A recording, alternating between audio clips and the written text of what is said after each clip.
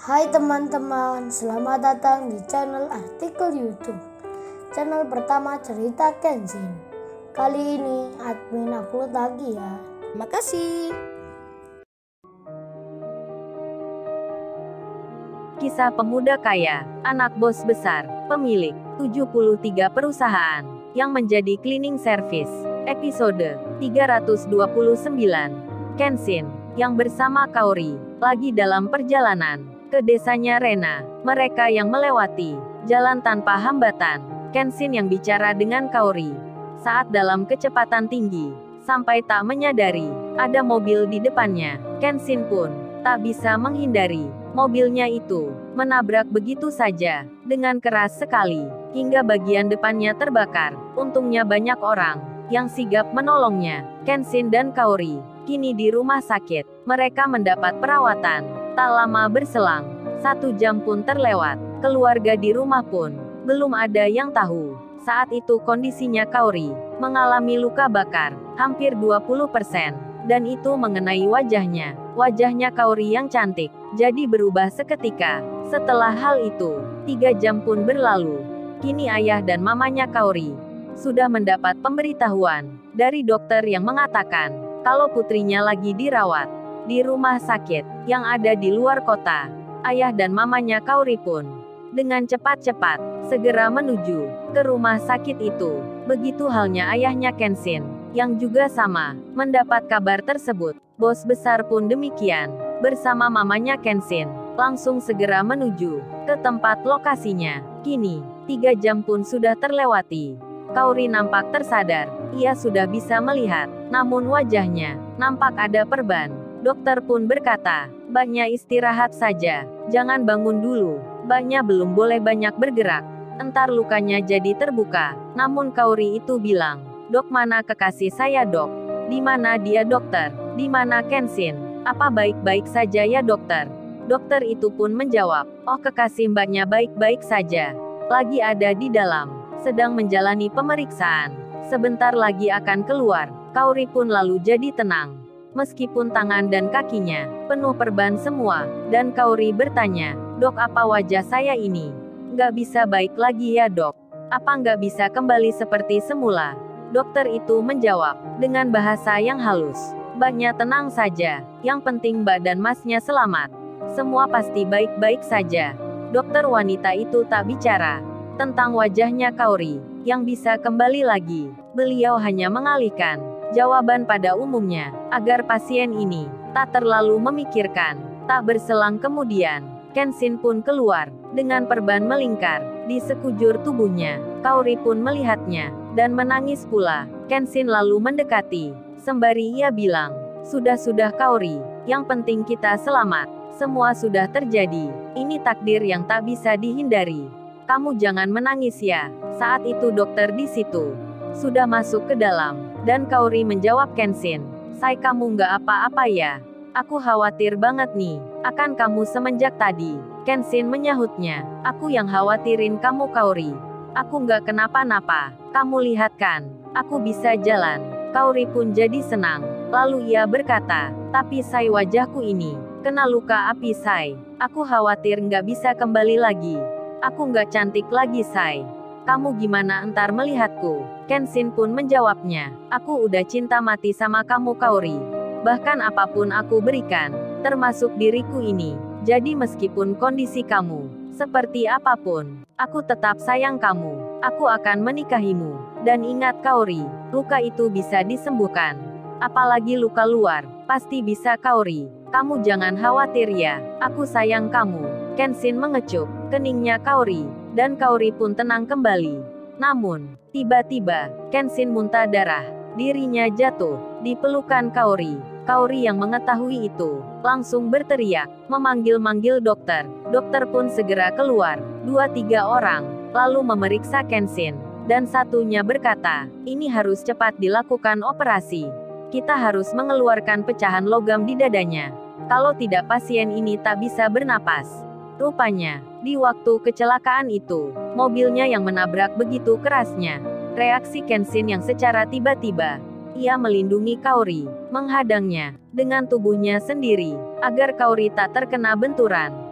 Dan di saat itu, ada pecahan dari bahan logam yang menembus dadanya hingga masuk ke dalam. Kenshin pun tadi di ronsen, di foto bagian dalam tubuhnya. Dokter pun masih menunggu waktu untuk melakukan pengambilan. Namun karena saat ini, pasien tak sadarkan diri, Kenshin pun harus segera dioperasi. Kaori mau tak mau, karena ia melihat sendiri. Kaori pun diberitahu akan hal itu, dan Kenshin dibawa masuk ke dalam. Karena kondisi darurat, operasi harus segera dilakukan. Kaori pun tak kuat melihat keadaan Kenshin, hingga ia jatuh pingsan. Dan kemudian, berjalanlah waktu yang penting antara hidup dan mati. Detik-detik penyelamatan Kenshin sedang dipertaruhkan. Para dokter pun berjuang dengan segenap jiwa. Mereka melakukan dengan hati-hati sekali, hingga terlewatlah sudah waktu yang ditentukan. Operasi pun berjalan seperti yang direncanakan. 1 jam pun berlalu. Kaori sudah sadar kembali. Ia segera bertanya ke dokter tentang kondisi Kenshin. Saat itu, ayah dan mamanya pun belum datang juga. Begitu pula bos besar dan istrinya yang belum sampai ke sini. Kemudian Kaori mendapat jawaban. Dokter itu berkata, "Banyak yang sabar ya. Hidup mati semua sudah ditentukan. Sama halnya jodoh. Kita pun tak tahu sebelumnya. Ada yang lama menjalin hubungan, tapi nyatanya berpisah juga. Ada yang sebentar pacaran, tapi akhirnya menikah. Begitu pula dengan kondisi masnya. Semua sudah jadi takdirnya.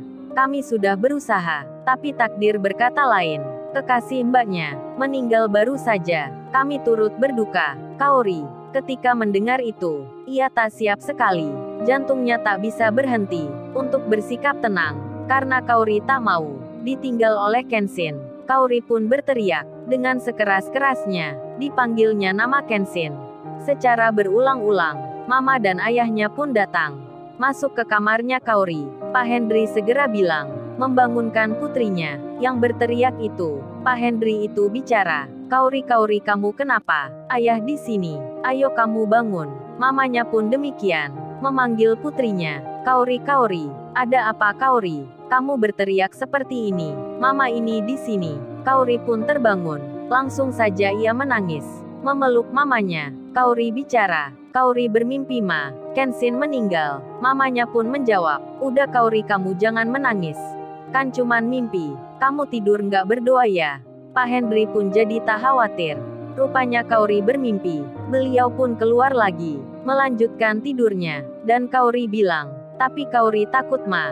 Seperti beneran." Mamanya menjawab, "Iya, mama tahu. Mimpi itu seperti nyata. Tapi tetap saja hanya mimpi. Sekarang Kaori cuci muka dulu, biar nggak mimpi buruk lagi." Namun Kaori yang merasa khawatir. Ia mengambil handphonenya. Langsung saja ia menelpon lewat video call di WhatsApp-nya. Kaori menghubungi Kenshin. Anehnya, di jam 1:30, di waktu dini hari, Kenshin pun langsung menerimanya. Kenshin bicara sambil melihat Kaori. Kenshin itu berkata, "Kaori, ada apa telepon? Kamu nggak tidur? Ini kan masih malam." Kaori menjawabnya, "Aku baru bermimpi buruk say. Tentang kamu, tentang kita, yang mengalami kecelakaan, hingga aku kehilangan kamu. Makanya aku telepon langsung. Aku takut say." Kenshin menjawabnya, "Kan cuman mimpi Kaori. Ada yang baik, ada pula yang buruk. Dianggap biasa aja Kaori. Udah kamu tidur lagi ya. Kan besok kita akan perjalanan jauh. Entar kamu mengantuk gimana?" Kaori membalasnya, "Kamu aja nggak tidur, pakai menyuruh aku. Kamu ngapain say nggak tidur? Padahal jam segini." Kenshin menyahutnya, "Aku baru bangun Kaori. Nggak bisa tidur lagi. Ini coba main game balapan. Kalah terus dari tadi. Makanya aku penasaran.